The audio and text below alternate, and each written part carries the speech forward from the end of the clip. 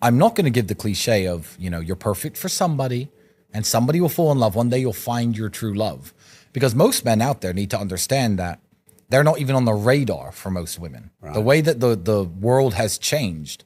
And what people say about, the top 60, 70% of women chasing the top 1% of men is pretty accurate. That's not something I preach. I'm not one of these, what are they called? I'm not one of these incel, manosphere, red pill dating coaches.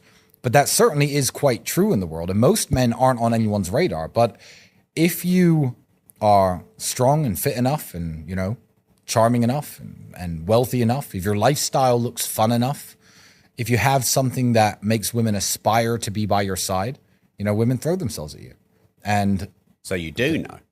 Well, I guess I do. Yeah. I remember being 17, 18, 19, and I always had a smoking hot girlfriend because I was a kickboxer. That was something. Today, that doesn't matter because all of these same girls, so let's say when I was 18, I had an 18-year-old girlfriend. That same girl today in 2025 who's 18 is getting hit up by sheikhs, footballers, dudes in Monaco with boats. So her options are insane. And this is the struggle that the young man today has to deal with. When I was 18, women are looking for someone in their town today. Oh, Tristan has a motorcycle and he's a kickboxer. That was good enough. In Luton, there's not massive competition. No, there wasn't. Luton is, I wasn't a drug addict. That put me in the top 20% right there. So, yeah, I don't know how to make, women fall in love with you. But I would say some of the strongest love that I have in the world doesn't come from women. It comes from friends because love is not just a sexual thing. And love isn't just a feeling between men and women that gets our stomachs feeling all funny so we can walk around holding hands. Obviously, my case is ridiculous. But at one point, they arrested a guy who works for me and they arrested my nutritionist. And they arrested him and put him in jail. And they said, sign this piece of paper saying you're money laundering for the Tates. He goes, what do you mean money laundering? He goes, he bought you this Ferrari. We know that he didn't really buy you a Ferrari. No one buys anyone Ferraris. That he's just trying to hold assets in your name and it's money laundering. And you're looking at 5 years for money laundering. So confess that the Tates are money laundering, sign this statement and walk out the door. And both of those men said, no, thanks. I'd rather go to prison. And they went to jail. One of them went to a worse jail than I was held in. Wow. And luckily a judge let him go after 24 hours. But that's love. That's real love. All the guys out there who think their wife loves them, I would challenge them to say that not all of them, 80%, 85% of the married men out there, you put your wife who you think loves you with all of her heart in the same position that you put my guys, Alex and Alex in. And the wife would be like, okay, well, I'll sign the paper and just let me go. So I think that love comes from a place of respect. And I think some of the most powerful love in the world a man could feel is platonic love between his friends and his brothers. I think that's the most beautiful thing in the world. It's certainly more, the love I have for my friends and the love they have for me is certainly greater and more meaningful to me than the love I've ever felt from any woman. Wow. That's love. So when women that you interact with in your life hear you say things like this, does it not irk them? It doesn't matter if it does. I mean, people who want to be my friend but are useless to me, it may irk them as well. It may upset them as well because they understand that they haven't got that indomitable spirit that I look for in the people that I associate with. And it's not women's fault. I understand you sit a woman down, I'm going to send you to jail for 5 years. But they did that with 2 women in my life, and they threatened them with jail. And those women said, no, go send me to jail then. I'm not going to sign a statement saying Tristan hurt me. No, piss off. And they did that as well. So full respect to them. I think it's different, the love between men and women and a love between brothers and friends. But I would still say that the love between brothers and friends is certainly the most powerful love in the world. Yeah. That's what builds the world. It's what changes the world. I'd argue the guys in the trenches in World War I who are from the same hometown, who were going over the top and charging at the machine gun fire, having each other's backs. I'd argue that love is stronger than a man and wife who get together for the sake of, having a happy life and procreating and having kids. Not that one is better than the other, but one I'd say was stronger than the other. You know, I'm willing to die for my friends. If 10 men attack my friends with knives, you've got to kill me too. And my friends are exactly the same way. I don't expect it from women. I expect women to be like, okay, I love you. I'm going to give my life to you in the way that I'm going to have a family with you, have kids with you, rely on you, put all my trust in you. Once you have 2 or 3 kids, you're cutting off a lot of your future options in terms of work or career or anything else. So they're very different.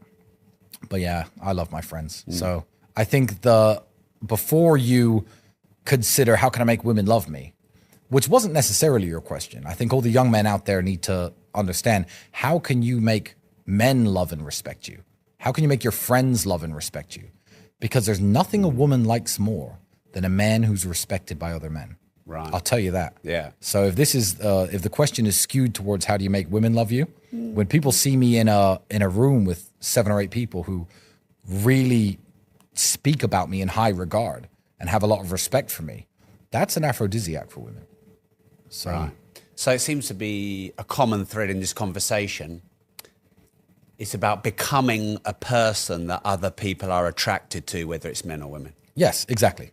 So rather than desiring, this is what pisses me off about the law of attraction. People say, I want. Don't give a fuck about what you want. No one cares. Yeah. Surely it's better to become the thing you want. Like, if you want money, become investable.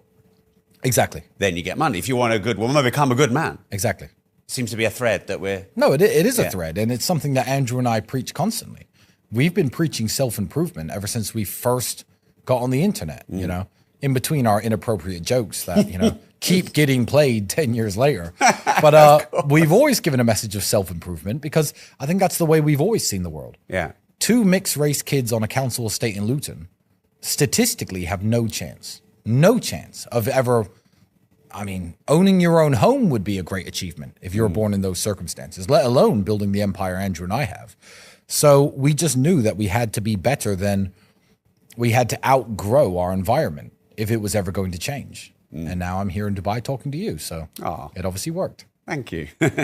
Is self-improvement, is there a problem with always chasing to be better?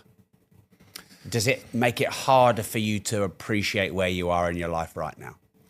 Well, the universe is very kind, and the universe often knocks you back. And I think those moments are very necessary in life to understand that I was flying in a private jet. A few days later, I was opening Christmas presents with my daughter. 48 hours later, I was in a prison cell. I'm like, did I really appreciate that as much as I should have appreciated it? You mean when you were opening presents? When I was sitting in prison.